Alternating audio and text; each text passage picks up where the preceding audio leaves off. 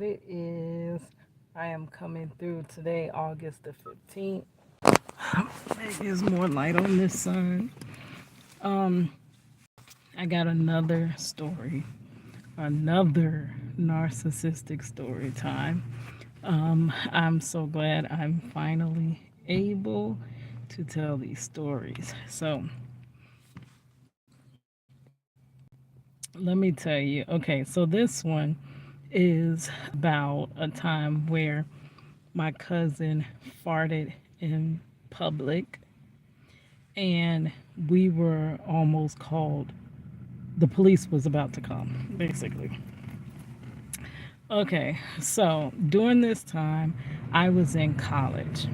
College for me, if you watched the last video, you know it was very difficult for me. In my late 30s, I went to college. I had a high schooler. I was doing so much with her, trying to get her into college. Um, and I worked overnight in a laundry room. So I did not have a lot of time at all. Sorry, that's my car. I didn't have a lot of time at all to do much of anything. Like, so my time for me has always been valuable. If you have narcissistic people in your life, you know they already try to take up all your, like, life itself takes up a lot of time. Just working leaves you with hardly no time to do anything but work, right? And then being a single mother, that's definitely going to consume a lot of time, with everything the child needs, keeping the house clean, doing this, doing that, running all the errands, and uh, everything. Like, that's going to take a big chunk of time. But whatever you have left, the narcissist is going to try to take all of every single drop of free time that you have left. Well, mine did. Like, they never would let up. And I would always get through a week and I'll be like, I'm not doing nothing next week because I would go through my week tired, dragging, barely getting through the day. And I'm like, when I'm off, I want to just rest. But they would already have plans, for the time that I'm off. So this story, I was in class. I'm a graphic designer. So you had to do a lot of time in the lab, which I love working at the lab anyway because the computer was bigger. It was not super quiet, but it was more calming. For me, it's very hard for me to work in the house. I myself already show signs of ADHD. And I wonder, does that have to do with the narcissistic abuse? Because that could be the reason I'm showing those signs. Like, because I don't think I was ever like that before. Or if I was, it wasn't to this extreme like this. But I can't focus at home. When I'm at home and I have, like, let's say I have a free day, if it is not scheduled to the T, I'm not going to get anything undone. I'm going to be all over the place and back and have nothing done. And then I'm going to get a million phone calls, sidetrack me, and I will end up going off doing something that I didn't even plan on doing. I had my own plans and agenda for the day, and it'll quickly divert to doing whatever they need, right? So this day, I was in the lab, I was working. I didn't really want to leave school early, but I said, let me go ahead and go and leave school. I'm sorry. So my cousin asked me, did I want to meet up with him to go to this place called CC's Pizza. Now, CC's Pizza is the all-you-can-eat pizza place. I don't know if everyone has one, but we have. We barely have any left though after 2020 shutdown, but we do have one. But I think it's in every city, but I'm not sure. But it's an all-you-can-eat pizza place. So I used to enjoy to go there when I was much younger. So now we don't go too often. Now every now and then we'll go. Okay. But I do. I'm sorry. I'm extremely tired. Another day, I barely got through work. Barely by the skin of my teeth. But so my cousin calls me while I'm at school, and he's like, "You want to meet up with me? I'm gonna go to CC's Pizza." And I'm like, "Not really. I'm tired. I just want to go home. I'm already leaving school early. So when I leave early, I want to make the most of my time. Like, I value my time so much because I don't really have much time. And for me, I feel like I'm super far behind in life. Now, I can figure why I'm super far behind in life, dealing with two narcissists for decades, trying to keep them straight and fixed, and always putting my stuff on the back burner to come and help put out their fires, like never getting to my own self. So you can tell why I would be far behind in life, right? But it's other things too. It's not just the narcissistic relationships, but that played a major part in why I can't get ahead. I couldn't get ahead. Okay, so me, I always say no, and then in a few seconds, I say yes. I always second guess myself. No, I don't really want to go out. Not right now because I'm tired. I'm doing a lot. I just want to, lay down sometime. I never got sleep. I never laid in a bed like that. I would have to sleep in a chair or push my car seat back and just get a quick nap at work. I mean, after work or in between this and that in the car. So I said, no, I don't really want to go. And then quickly said, yeah, okay, I'll go. Hold on. Okay, so my cousin, he became pre diabetic as a young child, very young child, mainly because his mother was narcissistic. They were not her focus. Like, and I just remember them always eating out. If they weren't eating, like, I don't remember a lot of food being in their refrigerator. At one point, she used to take them every single day to get hot dog combos. That is all they got. Like, every day, they would all go out at one time a day, like once every day, and they all would get a hot dog combo. And she considered that feeding the kids. Like, that's kind of how they grew up, with not a lot of structure. I don't know what she was doing, but it wasn't to where it was a household where she was cooking regularly. Now, she would go all out on holidays, but narcissists do stuff like that. They go all out on holidays because it's the look of it. But on the day-to-day basis, they weren't eating like that. And when they were eating, it was whatever, junk food. So he ended up getting really sick when he was a teenager, right? And he just always had poor eating habits, poor eating habits. Okay. And he always had anger issues, which now I know is more than anger issues. I know that he was a narcissist. I didn't know what a narcissist was back then. I could never put my finger on what was wrong with them, but I knew something was wrong with them. But he was a narcissist. And he had anger issues.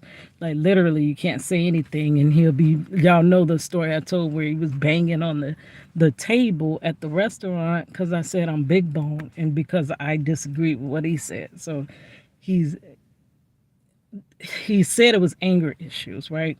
And because of that kept his blood pressure and everything out of whack. So in his young adulthood, and I feel so bad for him, like, honestly, but his kidneys went out and he went blind at the same time, like literally at the same time. So I always, once that happened, you know how they guilt trip you.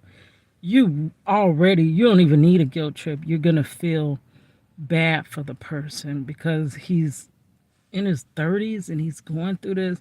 like late 20s, early 30s, and going through this. Like, not many people go through losing their kidneys and their eyesight altogether.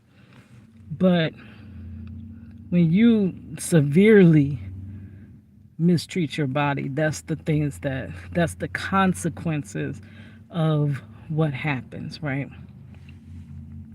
Okay, so anyways, we were going to CC's. So that would make me feel bad that, my cousin, he's going through a lot and all he wants to do is go out to eat.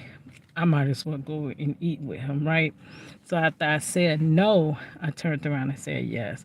Okay, I'll come pick you up. We'll go.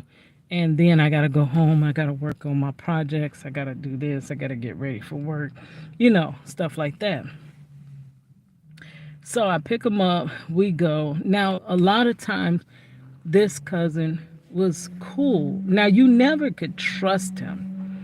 You never could like trust him with information because all they would do is sit and get on the phone with relatives out of town and talk behind your back and stuff like that.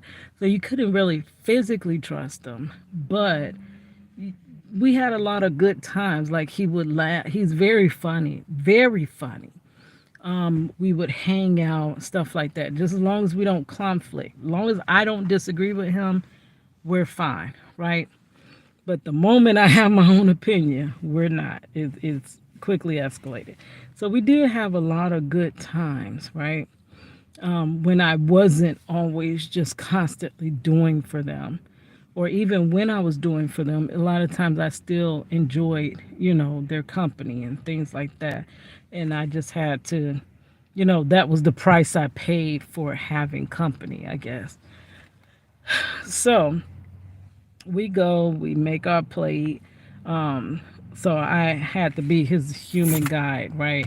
So we learned that situation of me guiding him, getting his food and all of that. So we go and sit down and eat. Okay, we were in the middle of eating. So he's, at this point, he's blind. But now let me tell you, I don't know. It was always a debate. Is he fully blind or does he have a little bit of sight? Because for me, I am legally blind. My vision is completely horrible, except for I have something called keratoconus. I have this eye is gone. It's ready to rupture. One day my eye is gonna rupture and I'm gonna need a cornea transplant. I basically have what was that guy's name? The one with Jada Pinkett. What was his name? Oh, I can't think of his name right now. But I have the same thing he had. But he had the money to kind of calm down the issues, whatever. But my eye is hanging by a thread. And then this eye is bad, but it's not as bad as that one. So all my vision comes off of this little hard contact, right?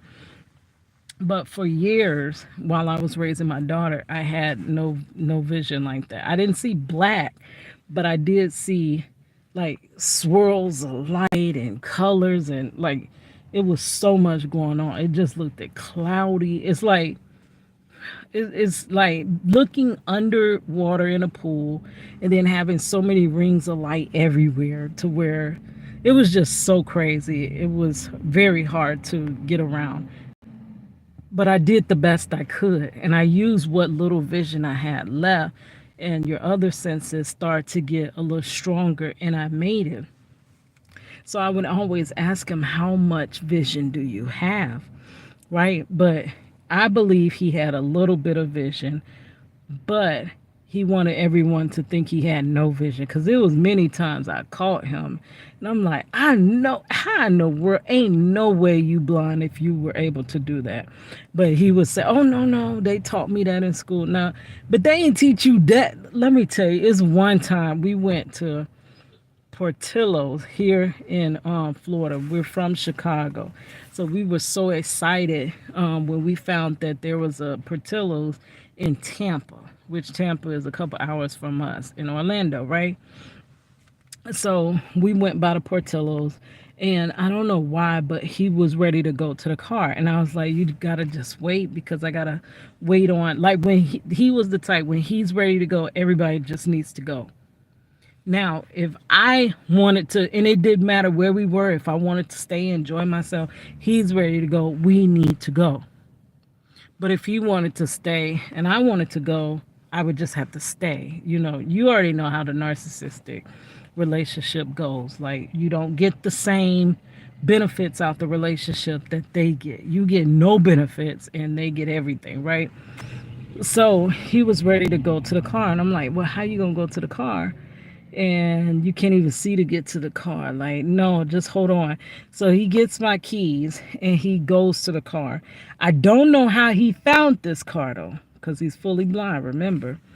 Now he tells me a whole story when I get in the car about how a homeless lady tried to wrestle his sandwich out of his hand. He got ready to put the key in the door of the car when the homeless lady tried to snatch his sandwich, and then he had to wrestle her and all of that.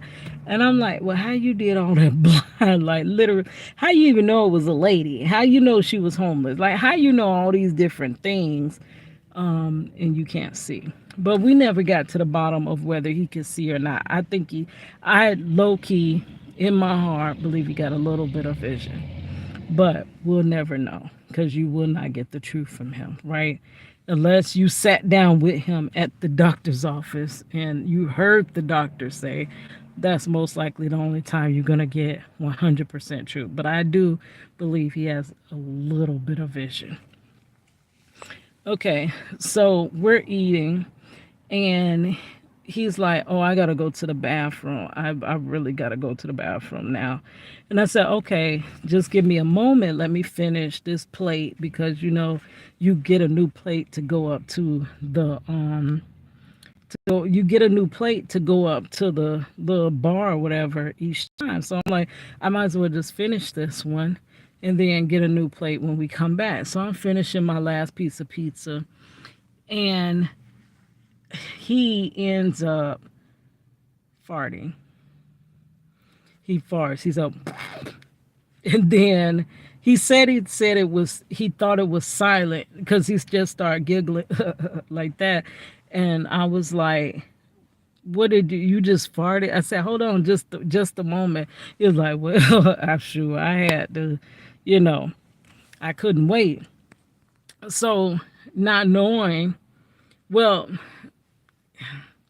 I don't know if he knew or not, but a table over was another lady with her kids eating. And she said, "Ooh, that is so rude. That is so rude. While I'm sitting here eating, you gonna fart." So he giggles and then he says, "I'm sorry, I'm blind." Okay, so at that point, the lady was mad. Like, she just kept on going. She was like, yeah, but that's nasty. How could you do something like that while I'm eating? And he was like, I'm trying to wait on my cousin. I can't go to the bathroom by myself. I need her to lead me to the bathroom. Okay, that is fair enough, honestly. So in this case, he was in the right. Like, I mean, well, I wouldn't be farting out loud like that, but he couldn't get to the bathroom, he said. So, he had to do whatever. And he did apologize, which I guess because he was caught right there in the act, he did apologize. So then the lady's like, "Oh, you just so nasty. You just so nasty." And it just kept escalating. And that's when, see, me, I avoid stuff because as she was saying that, he kept saying other things. Now, a narcissist, you're not going to get to say too many words to them before they click. So I was just saying, just ignore her. Let's go ahead and eat and we'll just go. We're almost done eating anyway. So we might as well eat and go ahead and get out of here. Horrible lighting. Oh yeah, I never put my It's so dark in here.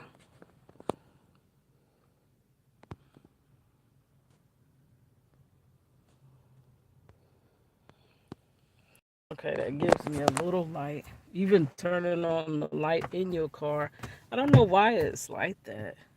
How do people? I watch people on YouTube all the time recording in their car, and it does not look this horrible like mine be looking. I'm sorry, that's that ugly head of comparison. Okay, so he's like going back and forth with the girl, and I'm like, why would you do that? Because honestly, you can't see. Like, he's like to the point where he's doing this and like he's gonna fight her and like, oh, just come on, and this and this and that. And I'm like, why would you even be doing that? You can't see her. Like, anything can happen to you. She could see you later at some other time and place and just come up to you swinging. People are so crazy nowadays. Like, people aren't sane. You know what I mean? So I'm like, just let's just go. Let's just go. So he's going back and forth with the girl, right? Okay. So then the lady from the restaurant comes over. It says, sir, because all you hear is the lady hollering, standing up hollering, and he's standing up hollering with, now that he became blind, he lifts his head up. You know how blind people lift their head up. That's why I think he is blind, but got maybe that much vision, right? So he keeps his head like elevated and he's like yelling. You see these arms. When you see that arm, you know he's mad. Or he'll say, I'm not hollering, and he'd be so loud. So he's mad, right? Because the lady didn't take the apology, and basically now they're going back and forth. But I'm like, just, we could eat and leave. Like, we don't have to stay here and entertain this. So he's like, the lady from the restaurant comes over and say, sir, I'm calling the police. Now, she said it in broken English. She said it like, sir, I called the police. That is what she said. Okay, and I'm like, come on, let's just go, because now the lady calling the police. They both yelling. Black man, black woman, yelling back and forth. Now I already don't trust certain situations. Me being a prison wife, my husband wrongfully incarcerated, I don't trust a lot of them folks, in uniform, because I know what power they have and I know what they can do. And it's too many stories of them coming up on scenes and things happening without them asking questions, right? They do certain things first and then they ask questions later or whatever. So I'm like, just calm down. She says she's calling the police. So he's like, no, I'll beat your this and this and this and that. And I'm like, how are you gonna be anything? All she had to do is move away from you because you cannot see. So how is you finna fight anybody? And that's automatically pulling me into the altercation, because I'm basically at this moment his caregiver. And if what would I look like sitting back letting him fight? I would have to end up fighting too, right? And I'm not trying to go to jail. I'm not going to jail for nobody. Like, I know how that place is. I know how inhumane it is in there. I don't ever desire to be in anybody's jail or prison, right? So I'm like, let's just go. And he's like, no, no, blah, blah, blah, blah, blah. Like hollering both of them to the top of their lungs, right? So finally, I'm like, let's just go. Like, I didn't leave school early to go to jail. So finally, he goes, he gets ready, and we walk outside. As soon as we got to the car, I seen the police pulling up and they went in, right? So I was like, see, that just saved you that you came on now. You can't, I used to tell them that all the time. You are a black man. You can't be hollering in public like that. You cannot. Like, a lot of times for us as black people, we can't show anger like that because automatically we're going to be So later, he tells the story different. We were actually doing a YouTube channel together, and he told the story time. And he was like, "Oh, did you like that video I did last night about that situation?" I was like, "I guess." Like I said, "You left it." He was like, "Well, what you didn't like about it?" I said, "Well, you left a lot of stuff out." He completely in that story time made himself look like the complete victim. Like he was just sitting there, be quiet, while the lady was just hollering and hollering and hollering and hollering. And then he finally said something. I said, "No, you said sorry, but after that, when she didn't accept it, no, you pretty much did go back and forth. You were saying stuff back to her. She was saying stuff to you." He said right off rip, she called him a F word. And I'm like, I literally don't remember her saying that off rip like that. Like that was when the fight escalated and kept going, kept going, kept going. And it's not like I'm condoning what the lady's saying, but I kept saying, let's just go. Like I literally am not finna be mixed up in this. You don't know this lady. She can come back up on you. Some things we have to just walk away from. But you know, a narcissist cannot walk away from a fight. They have to sit there to win the fight, right? Okay. So he tells the story, and I said, "Well, you left a lot out." And he's like, "What I left out?" So he made it seem like he, farted, and then she immediately started calling him derogatory names. And that's not how it went. She immediately said, "Ooh, you nasty." That's what she said. And then he said, "I'm sorry, I'm blind. I couldn't." Now he did apologize, which I'm sorry. He don't usually apologize, but he did say he apologized. Now this is where it comes in. When they tell the story, a narcissistic person, when they tell the story, they change a lot of stuff. So he went back and told everybody, "Yeah, Keita was about to leave me. She was gonna leave me. Don't you ever get out nowhere out in the open and you need Keita. Oh, she gonna run off and leave you. She gonna leave." And I'm like, huh? Like I kept telling you, I don't have time to be going to jail because they're gonna come in first, do whatever. They see you hollering. Most likely they're gonna think the male is the culprit over the female. So I'm trying to talk sense into you. Like my life is not worth like my life is worth more than just going sitting in somebody's prison or jail, especially for a fight that wasn't even mine, right? So they were saying how I left him. That's what he was telling people. "Keita leave you hanging when you get it. Don't go nowhere with Keita, cause she'll leave you hanging." No, I'm not about to fight this lady because of words she said when we could have walked away, right? I have self-control.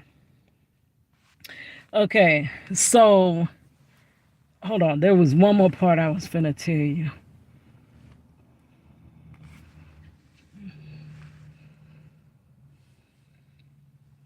Oh, yeah, about the police. So when we get outside, I said, "See, you barely made it. The police pulled up as soon as you left." And he said, "Yeah, that's because the lady was agreeing with me." She said, "Sir, I'm going to call the police for you." This is how he's saying it. "Sir, I'm going to call the police for you, okay?" And I said, "No, that's not what that lady said. That lady said, sir, I'm calling the police." I said, "She's calling on you. She was not calling for you. Y'all just two people arguing in the middle of the restaurant. She's calling for both of y'all, really." And he swore me down that no, she was calling the police for him on her. I said, "Well, what can she call the police on her for?" Nobody hit each other. Nobody touched, no nothing exchanged because I got on up out of there. We got on up out of there, right? So he just kept on like that happened a lot of times with my narcissistic aunt and my narcissistic cousin. It was like your observation of what's happening, they will always say it's wrong. That is not what happened. Only what they said happened. That lady was calling the police on both of them. And what it looked like going to jail. Now, how he was going to survive in jail like that? Blind and sick. Like, how was he even going to go to jail like that? Because he's trying to fight this woman because of a fart. Like, I literally think it was petty. I think it's some battles you just walk away from. But they would never walk away. They always wanted to fight. It's another time where we were at a restaurant and he was getting into it. He was hollering again. I said, I used to all the time trying to tell him, you're a black male. You cannot be out in public just hollering like that.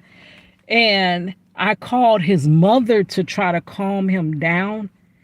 And she is like, he tagged her in and they both were hollering to the top of their lungs. I got up out of there and I said, well, he's with his mother now. She can make sure he get home. I'm gone. Because when they go to calling the police, I'm not finna be right here because all they gonna do is group me in and say her and him came up in here. Like, being around narcissists, you can get yourself in a lot of trouble. But yeah, so that was that story. Crazy. I've been through, and I'm not even a person that get into stuff like fights and arguments, and but being with the narcissist, you will stay in plenty trouble. All right, guys.